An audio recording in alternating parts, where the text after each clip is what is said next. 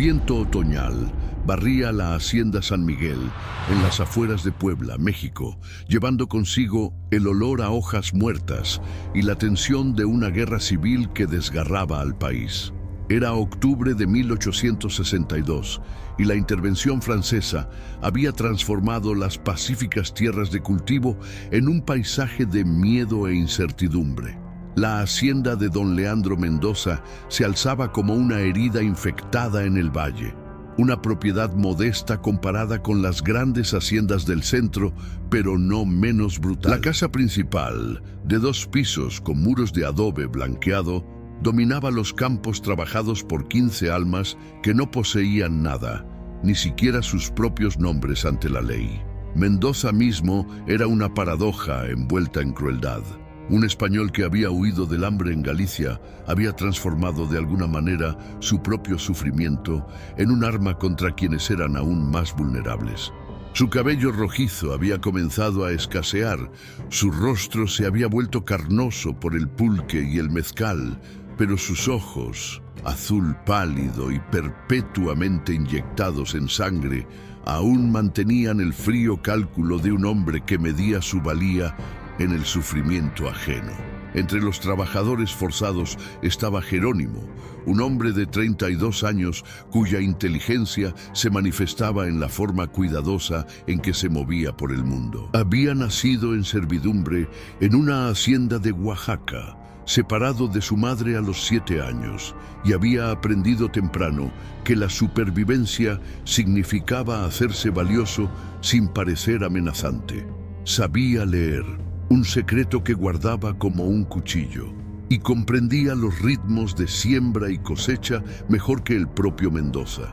La esposa de Jerónimo, Natalia, tenía 26 años. Su vientre hinchado había llegado a la hacienda San Miguel 3 años atrás, intercambiada por una mula y 2 barriles de maíz.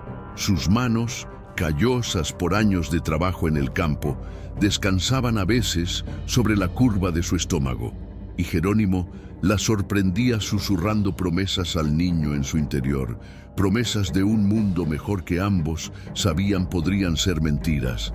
La guerra había traído caos a la hacienda. Los 2 hijos de Mendoza habían partido para unirse a las fuerzas conservadoras que apoyaban al emperador francés, dejando al viejo para administrar la propiedad con solo su capataz, un virginiano llamado Dalton Pierce, que empuñaba su látigo con fervor religioso. La hacienda tenía un lugar que los trabajadores llamaban el lugar oscuro, un granero en el extremo más alejado de la propiedad, donde Mendoza llevaba a quienes lo disgustaban. Una estructura simple, construida con madera tosca que se había vuelto casi negra con la edad y el clima. Sin ventanas, una sola puerta que podía cerrarse desde afuera. Adentro, la oscuridad era absoluta. Jerónimo había estado dentro del lugar oscuro 2 veces, una por 3 días, cuando lo sorprendieron enseñando a otro trabajador a reconocer letras en la tierra. Una semana completa, cuando había mirado a Mendoza a los ojos un momento demasiado largo. Recordaba el hambre, la sed, la forma en que el tiempo se disolvía en una sopa espesa de oscuridad. Pero lo que más recordaba Jerónimo era el frío. Incluso en verano, el lugar oscuro mantenía un frío que calaba hasta los huesos. Los trabajadores decían que el terreno estaba maldito, que algo había sido enterrado allí mucho antes de que Mendoza construyera su hacienda. Algo que quería que la oscuridad permaneciera sin ser perturbada. Fue a finales de octubre cuando todo cambió. Natalia había estado trabajando en el huerto de la cocina cuando Mendoza encontró falta en su trabajo. Su voz se elevó a ese tono particular que significaba que la violencia se acercaba. Jerónimo, trabajando en el establo cercano, escuchó la conmoción y llegó a tiempo de ver a Mendoza golpear a Natalia en el rostro con el dorso de la mano, lo suficientemente fuerte como para derribarla hacia un lado. Ella se sostuvo contra un poste, una mano protegiendo instintivamente su vientre. La visión de Jerónimo se volvió blanca en los bordes, Cada músculo de su cuerpo se tensó, listo para hacer lo que había jurado que nunca haría: levantar la mano contra un hombre blanco, sin importar las consecuencias. Pero los ojos de Natalia encontraron los suyos a través del huerto, y en ellos vio no permiso, sino una súplica: mantente vivo, por mí. Esa noche, acostados en la delgada manta que servía como su cama en los cuartos de los trabajadores, Natalia susurró en la oscuridad: sentí al bebé moverse hoy, justo antes de que él me golpeara, como si el niño estuviera tratando de decirme algo. La mano de Jerónimo encontró la de ella en la oscuridad. Vamos a salir de aquí. La gente ha estado diciendo eso durante 3 años, interrumpió Natalia suavemente. No quiero que nuestro hijo nazca esperando. Quiero que nazcan en algo real. Jerónimo no tenía respuesta para eso. En la distancia podía escuchar la risa de Mendoza desde la casa principal, probablemente borracho otra vez. En algún lugar más allá de los límites de la hacienda, los ejércitos chocaban y los hombres morían por principios que apenas podían articular. 3 días después, el 28 de octubre, ocurrió lo inevitable. Natalia había tenido dolores desde la medianoche, calambres agudos que iban y venían. Jerónimo le dijo que se quedara, pero ella conocía las consecuencias. Cuando Jerónimo informó al capataz Pierce que su esposa estaba enferma, el hombre escupió tabaco y dijo: Mendoza no paga por días de enfermedad, trabaja o va al lugar oscuro hasta que recuerde cómo hacerlo. Está embarazada de 8 meses, dijo Jerónimo, las palabras saliendo más duras de lo que pretendía. El golpe del látigo de Pierce le partió el labio. Antes de que Jerónimo pudiera reaccionar, Pierce había arrastrado a Natalia de los cuartos. Mendoza emergió de la casa principal, ya borracho. Sus ojos se posaron en el vientre hinchado de Natalia con algo parecido a la diversión. Embarazada. Por supuesto, ustedes se reproducen como animales. ¿Creen que eso les da privilegios especiales? Don Mendoza, por favor. Jerónimo se adelantó. Ella está en verdadero dolor. Solo déjela descansar un día. Haré su trabajo y el mío. Mendoza pareció considerar esto por un largo momento. Luego sonrió, y Jerónimo sintió que su sangre se helaba porque reconocía esa sonrisa. El lugar oscuro, dijo Mendoza simplemente. 3 días. El mundo pareció inclinarse de lado. Jerónimo escuchó su propia voz diciendo «no», su cuerpo moviéndose hacia adelante antes de que su mente pudiera alcanzarlo. Sus manos se cerraron sobre la camisa de Mendoza. Entonces todo explotó en dolor y oscuridad cuando el látigo de Pierce cayó sobre su cráneo. Cuando Jerónimo despertó, estaba atado en el establo. A su lado estaba el viejo Moisés, un hombre de unos 50 años. Ella está en el lugar oscuro. Ha estado allí desde la mañana. Jerónimo luchó contra sus ataduras. El bebé, lo sé. La voz de Moisés estaba cargada de tristeza. Pero si intentas algo ahora, él te matará. Esa noche, cuando Pierce finalmente lo liberó, Jerónimo se escabulló hacia el lugar oscuro. Levantó la pesada barra de la puerta y entró. El olor lo golpeó primero. Sangre y muerte. Sus manos encontraron a Natalia en la esquina, aún respirando pero apenas. En sus brazos, algo pequeño y frío y quieto. Su hijo, muerto. «Mataron a nuestro bebé», susurró Natalia, su voz extraña y rota. Antes de que pudiera siquiera Jerónimo respirar, los reunió a ambos, sintiendo que algo dentro de él se calcificaba en piedra. «Necesitamos conseguirte ayuda». «No, todavía no». Su agarre en su brazo era sorprendentemente fuerte. «Primero, necesito contarte sobre lo que está aquí con nosotros. Lo que he hecho un trato». El cuello de Jerónimo se erizó. «¿De qué estás hablando?» «La oscuridad está viva. Ha estado alimentándose de sufrimiento durante años y tiene hambre. Quiere a Mendoza. Quiere a todos Pierce. los que nos lastimaron». Su voz bajó a un susurro. «Y yo le dije que sí». Se escucharon cascos acercándose. Pierce, regresando temprano del pueblo. Jerónimo tomó una decisión. «Te pondré de vuelta. Solo hasta mañana por la noche. Vendré con los otros. Terminaremos esto juntos». La acomodó contra la pared, su hijo muerto aún en sus brazos. Luego se deslizó de vuelta a las sombras cuando Pierce entró al patio. El 31 de octubre, Día de Muertos, estaba a solo horas de distancia.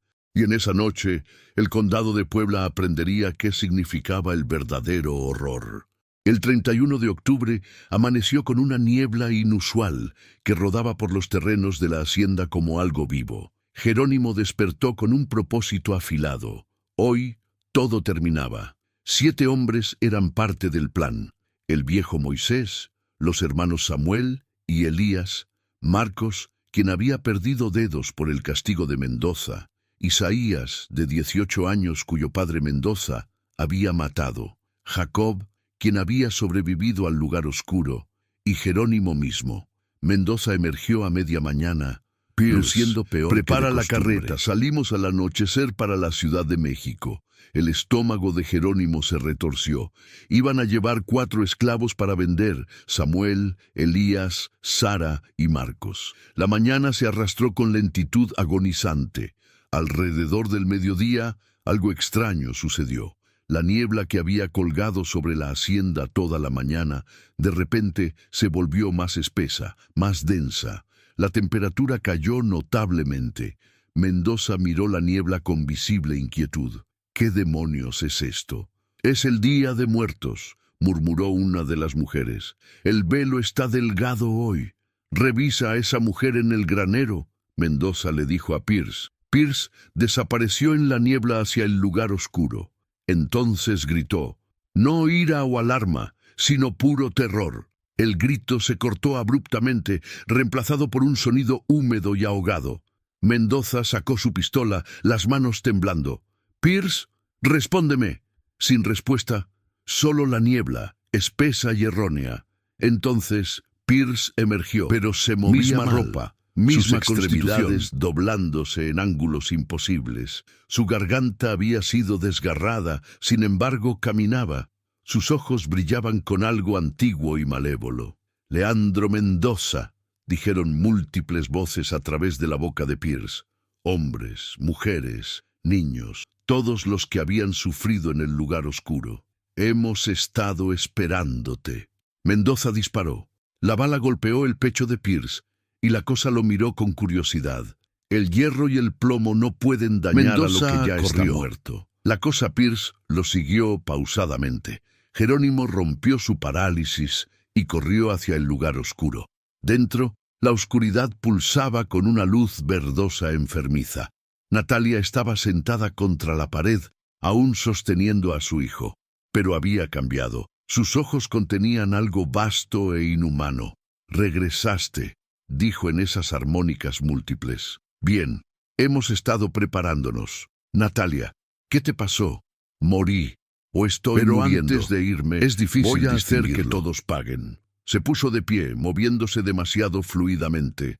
«La oscuridad y yo hicimos un trato. 7 hombres, Mendoza, Pierce, hemos empezado. Y 5 más. ¿5 más? Los hijos de Mendoza». La niebla los llamó de vuelta de su campo de batalla. El hermano de Dalton, quien ayudó a construir este lugar. El alguacil que miró hacia otro lado. Y el banquero que financió todo esto. Afuera, Mendoza gritó. Luego el grito se cortó con el sonido de carne desgarrándose. «Esos son 2», sonrió Natalia de una manera terrible. «5 más por venir. Y Jerónimo, vas a ayudarme». Jerónimo pensó en su hijo muerto, en años de sufrimiento. «¿Qué necesitas que hagamos?» La niebla transformó la hacienda en pesadilla. La cosa Pierce arrastró el cuerpo de Mendoza por el patio, aún vivo, aún gritando. Natalia emergió del lugar oscuro, su piel translúcida ahora, algo vasto moviéndose debajo. Moisés y los otros habían seguido a Jerónimo. Miraban a Natalia con horror y fascinación mezclados. «Durante 15 años, este lugar se alimentó de nuestro sufrimiento», dijo Natalia. «Ahora tiene hambre de justicia». 3 jinetes se materializaron de la niebla, los hijos de Mendoza, Tomás y Guillermo, en uniformes conservadores empapados de sangre, y el alguacil Porter. Todos lucían pálidos como la muerte. ¿Dónde está nuestro padre? Tomás, tu padre está muerto, dijo Jerónimo simplemente. La cosa Pierce estalló de la niebla, golpeando a Guillermo y arrastrándolo de vuelta. Sonidos terribles siguieron. 3. La voz de Natalia flotó. 4 más. Tomás y el alguacil dispararon salvajemente. Entonces aparecieron formas dentro de la niebla, con forma humana pero erróneas. Fantasmas de quienes habían muerto en esta hacienda, llamados de vuelta por la oscuridad y el velo delgado del Día de Muertos. Una forma se movió hacia Tomás. Disparó, la bala pasando a través sin efecto. Las manos ahumadas del fantasma se cerraron alrededor de su garganta. El alguacil rompió y corrió, pero la niebla se envolvió alrededor de él como algo vivo, tirándolo hacia abajo. 5, dijo Natalia. 2 más. Una carreta irrumpió en el patio. Ezequiel Cruz, el banquero, rostro en pánico, miró alrededor, tomando la sangre y niebla y trabajadores armados. No sabía lo que Mendoza estaba haciendo, tartamudeó. Solo proporcioné el capital. Natalia cortó sus protestas. Sabías cada vez que escuchabas los gritos y reías porque su sufrimiento te hacía rico. La niebla se elevó detrás de Cruz como un muro, rostros visibles dentro, docenas, quizás cientos. Cada persona que había muerto en servidumbre, todos llamados de vuelta, todos hambrientos de justicia. La niebla consumió a Cruz. Sus gritos se unieron al coro. 6, dijo Natalia. La figura final apareció. Marcos Pierce, hermano de Dalton, un hombre grande con ojos duros, había sentido la muerte de su hermano y había cabalgado para investigar. Sacó su pistola. Todos van a colgar. Tu hermano dijo algo similar, respondió Moisés. Marcos apuntó a Jerónimo, pero Natalia estaba allí, imposiblemente rápida, su mano translúcida cerrándose alrededor de su muñeca. 7, susurró. Pierce gritó mientras su piel se ennegrecía, la necrosis corriendo por su brazo. Tomó 3 minutos para que Marcos Pierce muriera. Cuando finalmente terminó, la niebla comenzó a retirarse, retirándose hacia el lugar oscuro. Natalia se paró en el centro del patio, aún sosteniendo a su hijo. Miró a Jerónimo, lágrimas en sus mejillas translúcidas. Está hecho. 7 hombres muertos, 7 deudas pagadas. ¿Y tú? La voz de Jerónimo se quebró. Esto fue Morí solo el dando a eco luz de en mí, ese granero. la rabia dada forma, pero se está desvaneciendo. Tenía razón, su forma se volvía más transparente. Te amo. Lamento no poder quedarme, pero al menos hicimos que pagaran. Al menos importamos. Importaste, dijo Jerónimo entre lágrimas. Siempre importaste. Y entonces ella se fue. Solo niebla y memoria. La oscuridad se retiró al suelo, satisfecha. El Día de Muertos de 1862 en Puebla, México. Y Jerónimo se paró rodeado de cadáveres, preguntándose qué vendría después. El 1 de noviembre amaneció frío y claro. Jerónimo se sentó en el porche prohibido de la casa principal, mirando sus manos limpias que aún se sentían cubiertas de sangre fantasma. 7 cuerpos yacían dispersos. Mendoza con la garganta desgarrada. Sus hijos con cuellos en ángulos antinaturales, el alguacil Porter con piel gris, Cruz con heridas que ningún arma terrenal podría hacer, los hermanos Pierce vaciados, consumidos espiritualmente. El viejo Moisés trajo café de las reservas de Mendoza, la primera comida como personas libres. ¿Qué hacemos ahora? Cuando la gente encuentre estos cuerpos, dijo Jerónimo, nos casarán, no importa lo que realmente pasó. Entonces corremos, acordó Moisés. La pregunta es ¿dónde? Debatieron opciones. Isaías sugirió un plan audaz. Lo quemamos todo. Hacerlo parecer que el ejército lo hizo. Luego afirmamos que escapamos. Saquearon las reservas de Mendoza, cargaron una carreta, se prepararon para separarse. Jerónimo con Moisés y Marcos hacia el norte, otros en diferentes direcciones. Antes de irse, prendieron fuegos. La casa principal se encendió rápidamente. Luego los cuartos de los esclavos. Finalmente, Jerónimo llevó una antorcha al lugar oscuro. «Esto es por ti», susurró, pensando en Natalia. «Para que nadie más sufra aquí». El lugar oscuro ardió caliente y rápido, como si la madera misma estuviera ansiosa por ser consumida. Jerónimo juró que vio formas en las llamas, rostros de todos los que habían sufrido allí, finalmente liberados. Los grupos se separaron en el borde de la propiedad. Jerónimo miró hacia atrás una vez y vio la hacienda San Miguel consumida por las llamas. 3 pilares de fuego elevándose al cielo de noviembre como una pira funeraria. «¿Crees que nos volveremos a ver?», preguntó Marcos. «No lo sé», respondió Jerónimo honestamente. Cabalgaron en silencio, poniendo distancia entre ellos y la hacienda en llamas. Detrás, el humo se elevaba, visible por kilómetros. Esa noche, acampando en una arboleda, Jerónimo yació despierto pensando en Natalia, en su hijo que nunca respiró, en el terrible precio de una noche de venganza. Se hizo una promesa: sobreviviría, alcanzaría las líneas republicanas, lucharía por la libertad que Natalia había comprado con su vida. Y algún día contaría su historia. No el horror sobrenatural, nadie lo creería, pero el resto, la crueldad, el sufrimiento, el terrible precio de decir «basta». Esa historia necesitaba ser contada. 3 días de duro viaje los llevó a la vista de campamentos del ejército republicano cerca de Puebla. 3 días moviéndose de noche, escondiéndose de día, constantemente alertas. Un centinela joven los desafió. «¡Alto! Declaren su propósito». «Somos personas liberadas», llamó Jerónimo. «Escapamos de una hacienda cerca de aquí durante un ataque francés. Buscamos refugio y ofrecemos nuestros servicios». El centinela llamó a su sargento, quien los estudió. «La hacienda San Miguel». «Todo el condado ha oído de ello. 7 hombres muertos, todo el lugar quemado. Los locales dicen que fue un levantamiento de esclavos». «Eso no es lo que pasó», dijo Jerónimo cuidadosamente. «Hubo un ataque». «Realmente no me importa lo que pasó», interrumpió el sargento. «Eso está por encima de mi rango». Fueron llevados ante el capitán Guillermo Hartley, 30 y tantos, con el porte de un veterano de combate. Los hizo sentarse. Nombres: Jerónimo Libre, Moisés Cárdenas, Marcos Villa. Hartley los estudió. «Seré franco. No creo su historia sobre atacantes franceses.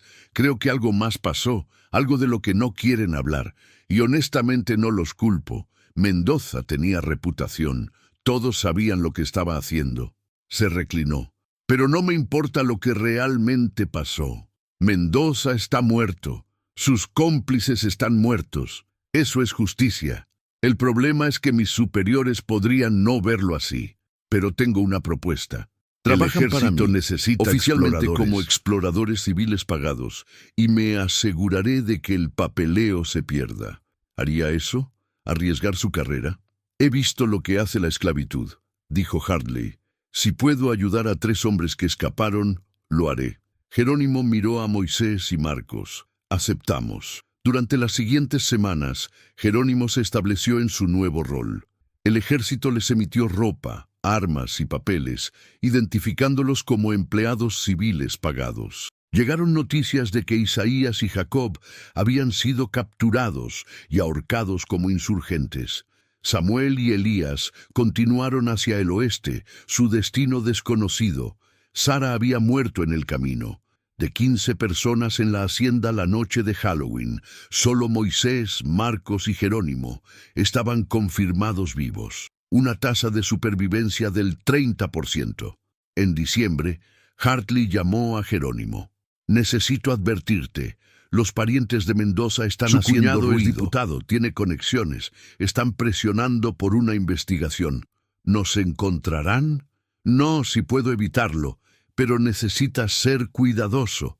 Hartley dudó. ¿Qué pasó realmente? He escuchado rumores, historias extrañas de los locales, habladurías sobre niebla y gritos. Los cuerpos fueron encontrados en condiciones que el forense no pudo explicar completamente. Jerónimo encontró sus ojos. Lo que pasó es que hombres malvados obtuvieron lo que merecían. ¿Cómo se entregó esa justicia? ¿Realmente importa? Hartley lo estudió, luego asintió. No, supongo que no. Jerónimo pensó en la pregunta de Hartley más tarde. La verdad de la noche de Halloween, el horror sobrenatural, la oscuridad antigua, el trato que Natalia hizo, vivía dentro de él ahora, un peso que cargaría para siempre. Pero tal vez así debía ser. Tal vez algunas historias estaban destinadas a ser recordadas por solo unos pocos. Natalia había dado todo por una noche de justicia. Lo menos que Jerónimo podía hacer era asegurarse de que su sacrificio no hubiera sido en vano. Un secreto escrito en sangre, llevado a través del tiempo. El invierno de 1863 se estableció sobre Puebla. Jerónimo se estableció como explorador, pero el éxito trajo atención, lo último que quería. En febrero, Moisés trajo noticias inquietantes. Hay conversaciones en el pueblo sobre Halloween, sobre la hacienda San Miguel. El cuñado de Mendoza contrató investigadores privados. ¿Qué tipo de conversaciones? Del tipo peligroso. Testigos que escucharon gritos durante horas. Locales que juran que la niebla de Halloween era antinatural. Los informes del forense sobre los cuerpos no coinciden con ningún tipo de violencia convencional. Cubrimos nuestras huellas. Los cuerpos de los hijos de Mendoza, sus cuellos estaban rotos de maneras que no coinciden con ningún método conocido, interrumpió Moisés. Los investigadores están hablando de consumo espiritual. Jerónimo sintió las paredes cerrándose. La naturaleza sobrenatural de la noche de Halloween estaba siendo descubierta pieza por pieza. ¿Qué creen estos investigadores que pasó? Esa es la parte extraña. No saben qué pensar. Algunos están convencidos de que fue un levantamiento. Otros hablan de brujería, maldiciones. Uno de ellos, un hombre llamado Tadeo Crane, ha estado leyendo relatos de los indígenas locales sobre esa tierra. Sabe sobre la oscuridad. Está empezando a entender, confirmó Moisés. Antes de que Jerónimo pudiera responder, Marcos irrumpió. Hartley quiere verte. Ahora. Encontraron a Hartley con dos extraños, un coronel de la sede del ejército y un civil bien vestido con ojos calculadores. Jerónimo libre, dijo Hartley formalmente. Este es el coronel Reynolds y el señor Tadeo Crane, un investigador privado. ¿Tienen preguntas? Crane se adelantó. Señor libre, trabajó en la hacienda San Miguel por ¿cuántos años? Fui esclavizado allí durante 8 años, hasta la noche de Halloween, cuando la hacienda fue atacada. Atacada por fuerzas francesas sin registro de actividad francesa en esa área, dijo Crane. Ninguna otra hacienda fue tocada, solo la propiedad de Mendoza, donde 7 hombres murieron y 15 esclavos desaparecieron. No desaparecimos, escapamos, con papeles procesados por el capitán Hartley, evitando canales normales. Bastante conveniente. Reynolds habló. Capitán, falsificar documentos militares es una ofensa seria. Procesé el papeleo para 3 hombres liberados, dijo Hartley tensamente, según las regulaciones. Crane sacó documentos. El informe del forense describe heridas que no pudieron ser hechas por armas convencionales. Múltiples testigos reportan gritos que duraron horas, niebla que desafió la explicación natural. Las 7 víctimas mostraron signos de violencia sobrenatural. ¡Sobrenatural!, bufó Reynolds. Seguramente no está sugiriendo... Estoy declarando hechos, interrumpió Crane. Algo pasó que va más allá de un simple levantamiento, algo que involucra fuerzas que no entendemos completamente. Y creo que el señor libre sabe exactamente qué fue. Todos los ojos se volvieron hacia Jerónimo. Estaba en una encrucijada. Decir la verdad imposible, mantener la mentira o encontrar un tercer camino. Señor Crane, dijo Jerónimo cuidadosamente, ha estudiado la tierra, habló con los indígenas, así que debe entender que algunos lugares, algunos terrenos están envenenados por violencia. Crane se inclinó hacia adelante. Continúe. Mendoza construyó sobre tierra maldita, construyó ese granero sobre un límite que debía dejarse solo. Durante 15 años lo alimentó con sufrimiento. Cada grito, cada gota de sangre, todo se hundió en algo que estaba esperando. ¿Está diciendo que la tierra misma mató a esos hombres? Estoy diciendo que Mendoza y sus cómplices obtuvieron exactamente lo que merecían, respondió Jerónimo. Ya sea que esa justicia viniera de personas levantándose o de la tierra rechazando más sufrimiento, ¿realmente importa? De cualquier manera, 7 hombres crueles están muertos y 15 personas están libres. Crane lo estudió largo rato. Está siendo muy cuidadoso con sus palabras, no confirmando, no negando. Pero creo que estuvo allí. Creo que vio lo que pasó. Vi que el sufrimiento terminó. Dijo Jerónimo simplemente. Vi justicia. Ese es un crimen. Finalmente Crane habló. He pasado semanas investigando. Y mi conclusión es que la verdad es demasiado peligrosa para revelar. Si publico lo que he aprendido sobre oscuridad, violencia sobrenatural, causará pánico, convertirá en mártires a hombres como Mendoza. Se volvió hacia Reynolds. Sugiero que aceptemos la historia oficial. Atacantes franceses atacaron la noche de Halloween. 7 hombres murieron. 15 esclavos escaparon. Simple, limpio, preservaría la verdad que importa, suprimiría su investigación. Mendoza y sus cómplices eran hombres malvados que obtuvieron lo que merecían. Las personas que esclavizaron están libres. Todo lo demás, los elementos sobrenaturales, esa no es la historia que necesita contarse, todavía no. Miró directamente a Jerónimo. Pero algún día, cuando la guerra termine, esta historia debería contarse, no como evidencia, sino como testimonio, como registro de lo que la esclavitud llevó a las personas a hacer. Jerónimo sintió algo aflojarse en su pecho. De acuerdo. Reynolds suspiró.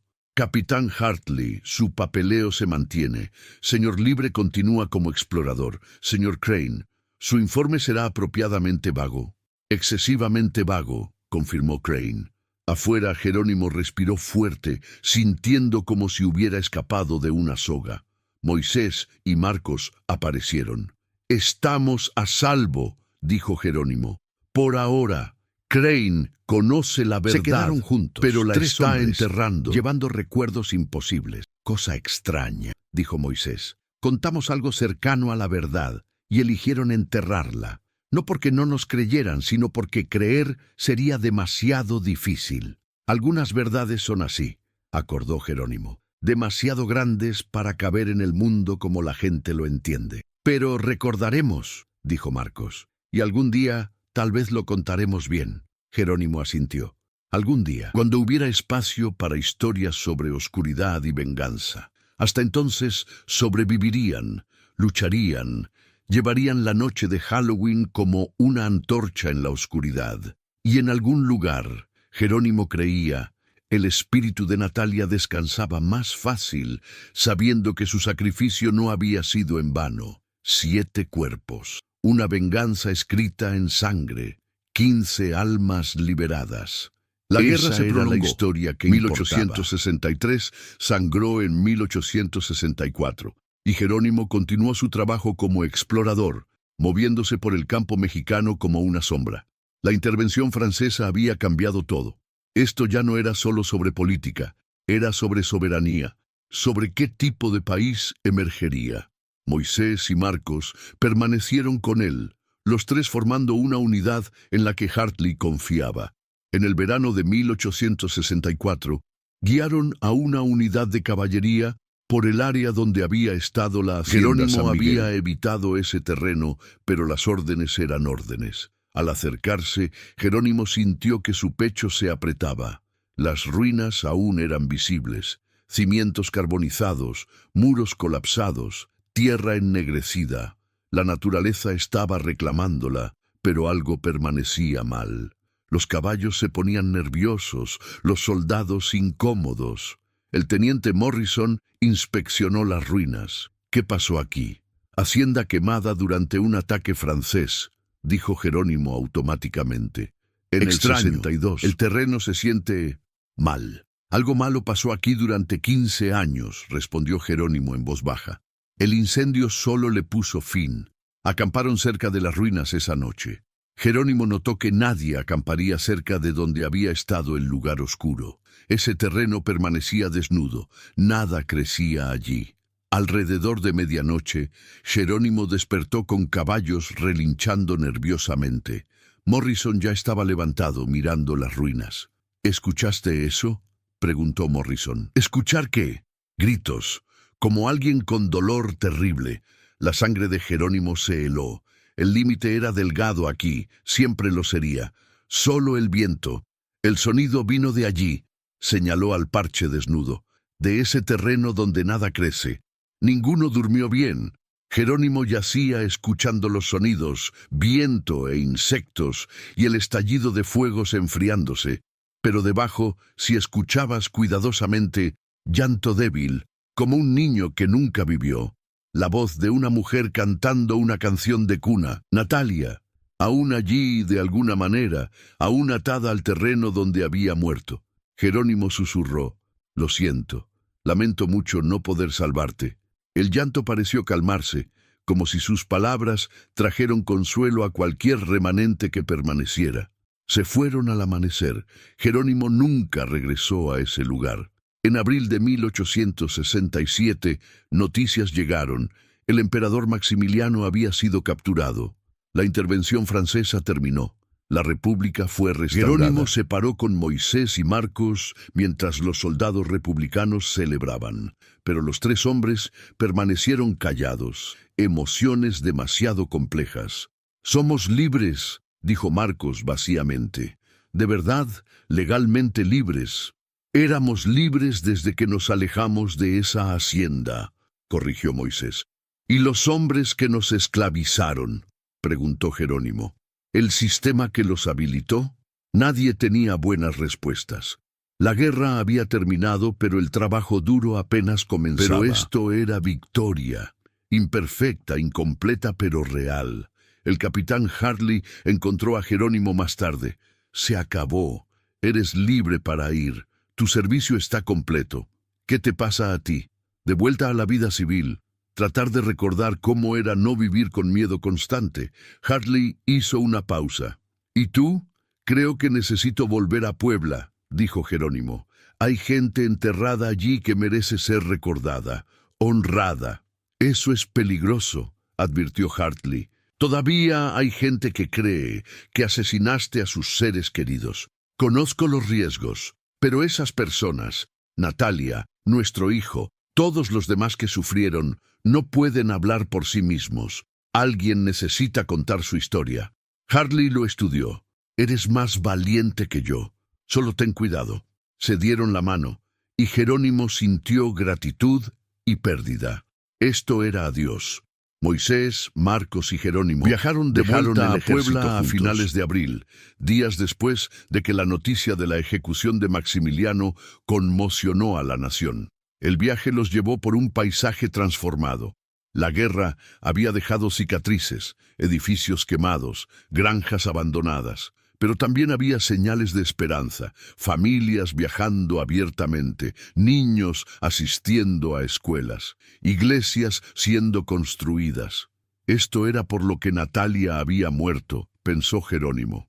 Esta libertad imperfecta y frágil. Llegaron a las ruinas de la hacienda San Miguel en un cálido día de primavera. El lugar lucía aún más desolado, las fundaciones cubiertas de enredaderas, los campos sembrados de semillas. Pero el terreno desnudo donde había estado el lugar oscuro permanecía sin cambios. Nada crecía allí después de 5 años. Jerónimo se paró al borde de ese terreno desnudo y pensó en la noche de Halloween.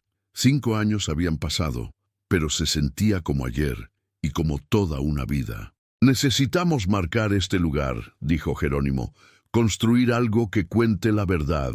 «¿Qué verdad?», preguntó Marcos. «¿Sobre atacantes franceses o sobre oscuridad antigua?» «La verdad que importa», respondió Jerónimo, «que la gente sufrió aquí, que lucharon, que ganaron libertad a un costo terrible».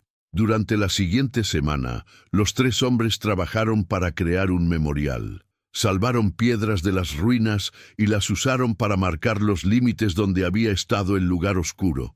Tallaron nombres en un poste de madera, el nombre de Natalia y los nombres de otros que habían muerto en la hacienda a lo largo de los años. No era mucho, no duraría para siempre, pero era algo, un marcador, un testimonio, una negativa a dejar que esas muertes fueran borradas. En su último día en el sitio, mientras el sol se ponía sobre Puebla, Jerónimo habló al terreno donde Natalia había muerto. Me voy ahora, yendo al norte, tratando de construir algo nuevo, pero no te olvidaré. No olvidaré lo que sacrificaste. El viento se levantó, y Jerónimo hubiera jurado que escuchó una voz en él, débil y distante, pero inconfundiblemente de Natalia. Ve, vive, sé feliz. Esa es la mejor venganza. Jerónimo sonrió a través de las lágrimas. Lo intentaré, lo prometo. Partieron a la mañana siguiente, los tres sobrevivientes de la noche de Halloween, dirigiéndose hacia un futuro incierto pero sin cadenas. Detrás de ellos, el memorial montaba guardia sobre tierra maldita. La hacienda San Miguel nunca sería reconstruida. El terreno permanecería marcado, pero el memorial perduraría, testimonio silencioso de la noche cuando la oscuridad se levantó y exigió justicia. El Día de Muertos, 1862. 7 cuerpos. Una venganza escrita en sangre y un hombre llevando la memoria hacia adelante, determinado a que el sacrificio no fuera olvidado. 53 años después, en 1920, un anciano se sentó en una pequeña casa en la Ciudad de México, escribiendo a la luz de una lámpara. Sus manos temblaban con la edad, su vista fallaba, pero su mente permanecía aguda. Jerónimo libre, 90 años y acercándose al final, tenía un testimonio que completar. Había esperado hasta ahora, hasta que la mayoría de quienes podrían estar en peligro se habían ido. El capitán Hartley había muerto en 1902. Tadeo Moisés en 1918 a los 105. Marcos el año pasado por neumonía. Jerónimo era el último sobreviviente de la noche de Halloween, el último que podía testificar. Así que escribió. No la versión sanitizada sobre atacantes franceses, sino la verdad. Todo. La oscuridad, el sufrimiento, el trato terrible de Natalia, los 7 hombres que pagaron con sus vidas. El relato abarcó casi 100 páginas, cada detalle Cuando preservado. terminó, Lo selló en un sobre dirigido a la Sociedad Histórica Mexicana con instrucciones. Abrir y publicar 50 años después de su muerte. 50 años debería ser tiempo suficiente. Suficiente para que las heridas inmediatas sanaran, para que la esclavitud estuviera lo suficientemente en el pasado para perspectiva histórica. Esperaba. Jerónimo murió Su funeral fue pacíficamente pequeño. en 1920. Su obituario, Notando que había nacido en servidumbre, sirvió durante la intervención francesa, vivió para ver el país transformado. El obituario no mencionó la noche de Halloween. Esos detalles estaban sellados, esperando. Y esperaron, a través de los años 20 y la Revolución, a través de la Segunda Guerra Mundial y más allá, a través de movimientos civiles y el largo ajuste de cuentas con la historia racial de las Américas. En 1971, un año tarde debido a atrasos archivísticos, el sobre fue finalmente abierto. La doctora Margarita Chen, directora de la Sociedad Histórica, leyó el manuscrito de Jerónimo con asombro creciente. Había visto muchos relatos de esclavitud, pero nada como esto. Los elementos sobrenaturales eran diferentes a cualquier cosa en el registro, detallados y específicos e imposibles de verificar. El manuscrito era valioso como fuente primaria. El relato de Jerónimo de la vida diaria bajo servidumbre, descripciones del ejército, observaciones sobre la restauración, todo históricamente significativo. Pero la secuencia de Halloween, con oscuridad y venganza y muertos caminando, parecía problemática. Consultó con historiadores, folcloristas, académicos. El consenso fue mixto. Algunos querían publicar todo exactamente como estaba escrito. Otros querían editar componentes sobrenaturales. La doctora Chen decidió honrar ambas perspectivas, publicar el manuscrito completo con anotaciones extensas, presentar elementos sobrenaturales como posiblemente metafóricos, la forma de Jerónimo de procesar trauma, el testimonio de Jerónimo libre, servidumbre, venganza y la noche de Halloween de 1862. Fue publicado en 1973. Los eruditos elogiaron descripciones vívidas y perspicacia psicológica, mientras permanecían diplomáticamente silenciosos sobre elementos fantásticos. Pero el manuscrito encontró otra audiencia, gente interesada en lo sobrenatural, en folclore, en rincones oscuros de la historia. Leyeron el relato de Jerónimo no como metáfora, sino como testimonio, verdad literal. Durante las décadas siguientes, el sitio de la Hacienda San Miguel se convirtió en destino de peregrinación. La tierra había sido absorbida en un parque estatal, las ruinas despejadas. Pero quienes sabían dónde buscar, aún podían encontrar el memorial de Jerónimo, desgastado, apenas legible, pero en pie. Y aún podían encontrar el parche desnudo donde nada crecería. Leyendas locales crecieron, niebla extraña en Halloween, llanto en la oscuridad, formas que podrían ser humanas o algo más. En 2012, exactamente 150 años después, historiadores e investigadores paranormales condujeron un estudio extenso. El radar de penetración terrestre encontró anomalías, concentraciones minerales que no deberían existir, patrones sugiriendo quema repetida a temperaturas imposibles y algo más. Una ausencia, un vacío. También encontraron huesos humanos dispersos alrededor de donde había estado el lugar oscuro. Las pruebas de ADN confirmaron que pertenecían a múltiples individuos, mostrando signos de violencia consistentes con servidumbre. Los restos recibieron entierro apropiado, con un servicio memorial que atrajo cientos, descendientes de personas esclavizadas de todo México y más allá. El manuscrito de Jerónimo fue reeditado en 2015 con nuevas anotaciones y contexto histórico. Los elementos sobrenaturales permanecieron controvertidos, imposibles de probar, no parecían tan fantásticos. Cuanto más aprendían los investigadores sobre el horror sistemático de la esclavitud, crueldad calculada, tortura psicológica, más razonable parecía el relato de Jerónimo de oscuridad antigua levantándose. Hoy, el sitio es parte de la Ruta del Patrimonio. Un pequeño museo cuenta la historia de la servidumbre en Puebla, de las 15 personas mantenidas en servidumbre, de Natalia y Jerónimo, y su hijo Nonato. Cuenta la noche de Halloween también, presentando hechos históricos e interpretación metafísica de Jerónimo, dejando que los visitantes decidan.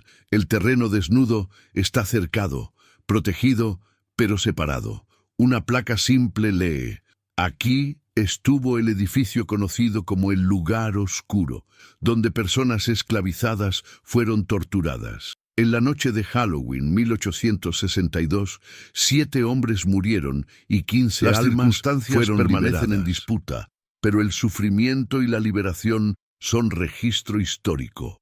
Que este terreno nos recuerde que la justicia, por muy retrasada, será finalmente satisfecha. Cada Halloween, la gente se reúne. Algunos honran a quienes sufrieron. Algunos esperan vislumbrar las fuerzas sobrenaturales que Jerónimo describió. Algunos vienen porque la historia los persigue. Tarde en la noche, cuando las multitudes se han ido, quienes permanecen a veces lo escuchan, la voz de una mujer cantando una canción de cuna inacabada, el llanto de un niño nunca escuchado en vida, el susurro del viento a través de un granero que ya no existe. El testimonio de Jerónimo perdura, no como prueba de lo sobrenatural, no como historia verificada, sino como algo más importante, un recordatorio de que la crueldad tiene consecuencias, que el sufrimiento deja cicatrices en el mundo mismo. 7 cuerpos, una venganza escrita en sangre, y el testimonio de un hombre llevado a través de un siglo, asegurando que Natalia y su hijo nunca fueran olvidados, Ya sea que creas en fantasmas o límites antiguos o venganza sobrenatural, esa verdad permanece. La hacienda San Miguel pasó, el sufrimiento fue real, y en la noche de Halloween 1862, algo, ya sea rabia humana o justicia cósmica, se levantó y dijo, basta. Los muertos fueron vengados. La historia vivió. Los vivos fueron liberados de la noche cuando el límite se volvió delgado y el precio de la crueldad fue finalmente terriblemente pagado. 7 años después de la muerte de Jerónimo Libre, un joven periodista mestizo llamado Marco Thompson llegó a Puebla con un propósito específico. Había leído el testimonio de Jerónimo en la Sociedad Histórica Mexicana y algo lo había impactado. Los nombres mencionados, Samuel, Elías, Sara, Isaías, Jacob, los otros que habían estado en la hacienda San Miguel la noche de Halloween. ¿Qué les había sucedido? Marco tenía 28 años, educado en la Universidad Nacional, trabajando para el periódico El Universal. Le habían asignado escribir una serie sobre el legado de la servidumbre en México, y el relato de Jerónimo le había dado un hilo del cual tirar. Comenzó en Puebla, haciendo preguntas en las comunidades indígenas y mestizas. La mayoría conocía las leyendas sobre la hacienda San Miguel, la masacre de Halloween, el terreno maldito, la niebla que aún se levantaba algunas noches. Pero Marco quería hechos, no folclore. Una anciana llamada Ruth Villarreal finalmente le dio una pista. ¿Quieres saber sobre esa noche? Hay una mujer en Querétaro que podría hablar contigo. Se llama Sara Libre ahora. Tomó el apellido de Jerónimo después de la guerra. Ella estuvo allí, Sara Libre, una de las 4 que Mendoza había planeado vender ese día. Había sobrevivido. Marco tomó el tren a Querétaro y encontró a Sara viviendo en una casa pequeña cerca de la estación. Tenía 83 años ahora, su cabello blanco, sus manos nudosas con artritis, pero sus ojos eran agudos cuando abrió la puerta. «¿Vienes por Halloween?», dijo antes de que Marco pudiera presentarse. Me preguntaba cuándo alguien vendría a preguntar. Adentro, sobre té de manzanilla, Sara contó su historia. Había estado en los cuartos de los trabajadores esa noche. Había visto entrar la niebla, había escuchado los gritos, pero no había presenciado las muertes. Mendoza la había mantenido encerrada, planeando transportarla a la mañana siguiente. Aunque lo escuché, dijo Sara en voz baja. Los gritos, no solo los hombres blancos muriendo, aunque Dios sabe que gritaron bastante, pero otros sonidos, voces que no eran humanas, el lugar oscuro cantando, si eso tiene algún sentido. El relato de Jerónimo menciona elementos sobrenaturales, dijo Marco cuidadosamente. ¿Crees que eso es lo que sucedió? ¿Algo más allá de la violencia humana? Sara guardó silencio por un largo momento. Creo que ese lugar era maligno. Creo que Mendoza lo alimentó con sufrimiento durante 15 años. Y creo que en la noche de Halloween, cuando Natalia murió dando a luz en esa oscuridad, algo respondió. Ya sea que lo llames justicia de Dios o espíritus antiguos o la tierra misma levantándose, ¿importa? El resultado fue el mismo. Pero esto es lo que el testimonio de Jerónimo no dice, lo que tal vez no sabía. No éramos los únicos. Hubo otras haciendas, otros lugares oscuros, otras noches cuando el límite se volvió delgado y la justicia llegó de formas que no podían explicarse. Sacó un diario gastado. Mantuve notas, nombres, fechas, lugares. Cada vez que escuchaba una historia que sonaba como lo que nos pasó, algo que no podía explicarse por violencia normal, algo que sucedía en días de umbral, cuando el velo era delgado, lo escribía. Marco miró el diario fijamente. Esto era más grande de lo que había imaginado, no solo una noche de venganza sobrenatural, sino un patrón. Un fenómeno. ¿Por qué?, preguntó. ¿Por qué lleva registro de esto? Porque Jerónimo tenía razón, dijo Sara. La historia necesita ser contada. Pero no solo nuestra historia, todas ellas, cada lugar donde el sufrimiento se volvió tan profundo que atravesó a algo más, cada vez que los muertos se levantaron y exigieron justicia. Esa es la verdadera historia del fin de la servidumbre. No solo ejércitos y política, sino algo más profundo, algo más antiguo. Le entregó el diario. Tómalo, haz algo con él. Tengo 83 años y no viviré para siempre. Estas historias necesitan ser preservadas antes de que todos los que recuerdan se hayan ido. Marco dejó Querétaro con el diario de Sara y una nueva misión. Durante los siguientes 3 años, viajó por todo México, rastreando los incidentes que ella había documentado. Entrevistó a sobrevivientes, examinó registros, visitó sitios donde cosas imposibles supuestamente habían sucedido. Lo que encontró fue un patrón que desafiaba explicación fácil. En al menos 17 ubicaciones en 7 estados, hubo casos documentados de hacendados y capataces muriendo bajo circunstancias misteriosas entre 1861 y 1867. Muertes que no podían explicarse completamente. Cuerpos encontrados en condiciones imposibles. Testigos reportando fenómenos que sonaban como lo que Jerónimo había descrito. Niebla antinatural, voces en la oscuridad. La mayoría de estos incidentes habían sido oficialmente atribuidos a levantamientos de trabajadores, accidentes o violencia de la guerra. Pero los relatos de los sobrevivientes, cuando Marco podía encontrarlos, contaban historias diferentes. Historias sobre días de umbral, Halloween, Día de Muertos, el solsticio de invierno. Historias sobre lugares donde el sufrimiento había sido concentrado. Historias sobre tratos hechos con la oscuridad. En 1928, Marco publicó sus hallazgos en un libro titulado Umbral, Justicia Sobrenatural en los años finales de la servidumbre mexicana. La comunidad académica en gran parte lo descartó como folclore y sensacionalismo, pero encontró una audiencia entre aquellos que habían vivido el fin de la servidumbre, que entendían que algunas verdades no podían capturarse en narrativas históricas convencionales. Un crítico, un historiador blanco de Guanajuato, escribió: El libro del Señor. Thompson es un ejemplo desafortunado de cómo la superstición y el resentimiento racial pueden distorsionar el hecho histórico. Los incidentes descritos tienen explicaciones perfectamente racionales que no requieren recurrir a cuentos de fantasmas. Pero un sacerdote indígena en Oaxaca escribió a Marco: Gracias por contar las historias que necesitaban ser contadas. Mi abuela fue esclavizada en una hacienda que experimentó lo que describes. Nunca habló de ello excepto una vez, en su lecho de muerte, cuando me dijo que la tierra misma se rebeló contra lo que se estaba haciendo a los hijos de Dios. Le creo, lo creo todo.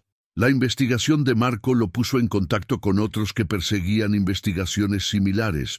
Una folclorista llamada doctora Elizabeth Hart, documentando creencias sobrenaturales entre personas anteriormente esclavizadas. Un antropólogo llamado Jaime Carver, estudiando días de umbral y su significado en varias culturas. Una espiritista llamada Madre Rebeca, que afirmaba comunicarse con aquellos que habían muerto en los lugares oscuros. Juntos formaron una red informal, compartiendo hallazgos y apoyando el trabajo de cada uno.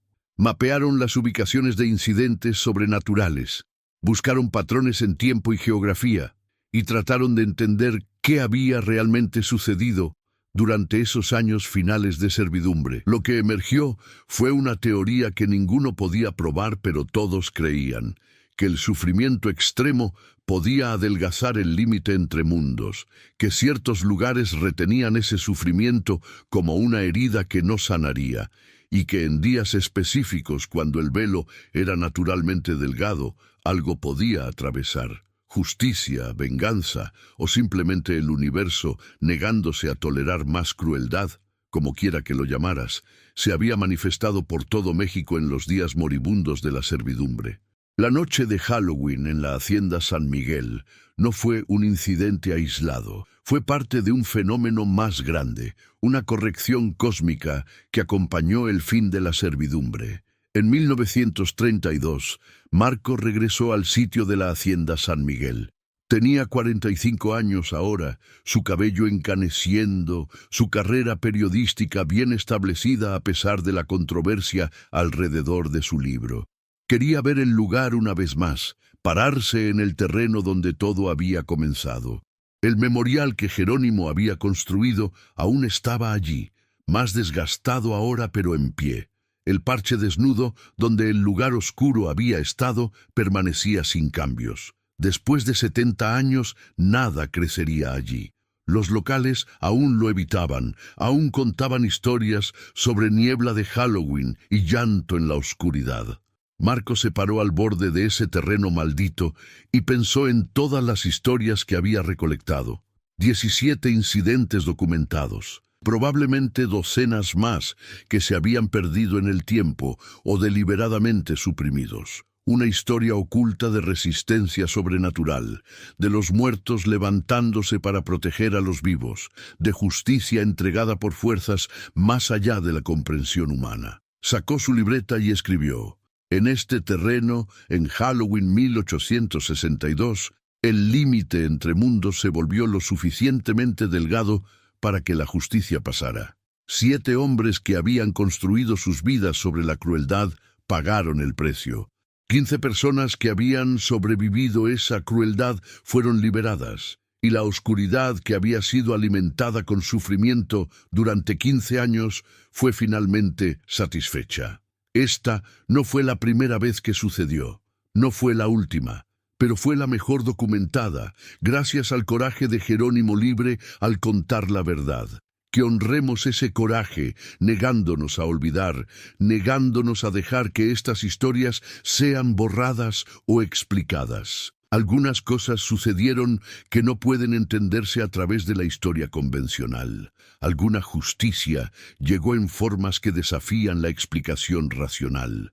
Y eso está bien, eso es real, esa es la verdad que importa. Marco dejó el sitio de la hacienda San Miguel sabiendo que había hecho lo que podía para preservar las historias. Si las generaciones futuras las creerían o las descartarían como folclore, al menos existirían, al menos los testigos habían sido escuchados. Sara Libre murió más tarde ese año, a los 88, pacíficamente en su sueño. Su diario, junto con la investigación de Marco, fue donado a la Sociedad Histórica Mexicana, donde se unió al testimonio de Jerónimo en los archivos, esperando historiadores lo suficientemente valientes para tomarlo en serio. El patrón que Marco había documentado continuó intrigando a investigadores durante las décadas siguientes. Algunos lo descartaron como coincidencia y superstición. Otros lo vieron como evidencia de movimientos de resistencia organizados usando creencias sobrenaturales como cobertura. Unos pocos creyeron exactamente lo que los testigos habían afirmado, que algo imposible había sucedido, que el universo mismo había intervenido. Pero todos estuvieron de acuerdo en una cosa: las historias importaban. Los testimonios de aquellos que habían sobrevivido el fin de la servidumbre, que habían presenciado cosas que no podían explicar completamente, que habían llevado la memoria de Halloween 1862 y noches como ella, esas voces merecían ser preservadas. Porque ya sea que la oscuridad fuera literal o metafórica, ya sea que los muertos realmente caminaran o existieran solo en memoria traumatizada, la verdad central permanecía. La crueldad exige una respuesta. El sufrimiento, la justicia, por muy retrasada, por muy misteriosa su forma, llegará finalmente. Marco Thompson pasó el resto de su vida persiguiendo esa verdad, documentando lo indocumentado, dando voz a aquellos a quienes se les había dicho que sus experiencias eran imposibles. Murió en 1967, justo un año antes de que el testimonio completo de Jerónimo estuviera programado para ser abierto y publicado. Pero su trabajo, su libro fue reimpreso en los años 1970 como parte del interés renovado en la historia mexicana y los derechos indígenas. Sus archivos de investigación se convirtieron en recursos para académicos que estudiaban el legado de la servidumbre. Y su insistencia en que los relatos sobrenaturales merecían ser tomados en serio, no necesariamente como hecho literal, pero como testimonio significativo, ayudó a cambiar cómo los historiadores abordaban declaraciones de testigos que no encajaban en narrativas convencionales. La Hacienda San Miguel permaneció como un punto focal en esta comprensión evolutiva, no solo por el relato detallado de Jerónimo, sino porque la evidencia física era innegable, el terreno que no sanaría. Las muertes documentadas de 7 hombres bajo circunstancias imposibles, los testimonios de múltiples sobrevivientes apuntando a la misma noche incomprensible, y cada Halloween, cuando el límite se volvía delgado, aquellos que visitaban el sitio podían sentirlo, algo en el aire, algo en el terreno, algo que susurraba que este lugar recordaba, que los muertos no se habían ido del todo, que la justicia, una vez entregada, dejaba una huella que el tiempo no podía borrar. Marco Thompson había comenzado su investigación buscando hechos, había encontrado algo más profundo, una verdad que no podía capturarse en fechas y documentos, pero vivía en las historias que la gente contaba, en el terreno que se negaba a sanar, en la oscuridad que había respondido cuando Natalia clamó por justicia. Esa verdad era su legado, tan vital como el testimonio de Jerónimo, tan importante como el memorial que aún montaba guardia sobre terreno maldito. Los testigos habían hablado. Las historias habían sido preservadas, y la oscuridad, ya sea literal o metafórica, ya sea justicia cósmica o trauma compartido, continuaba recordando a cualquiera que escuchara que algunas deudas se pagan en sangre, algunas noches rasgan agujeros en el mundo, y algunas verdades son demasiado grandes para que la historia convencional las contenga.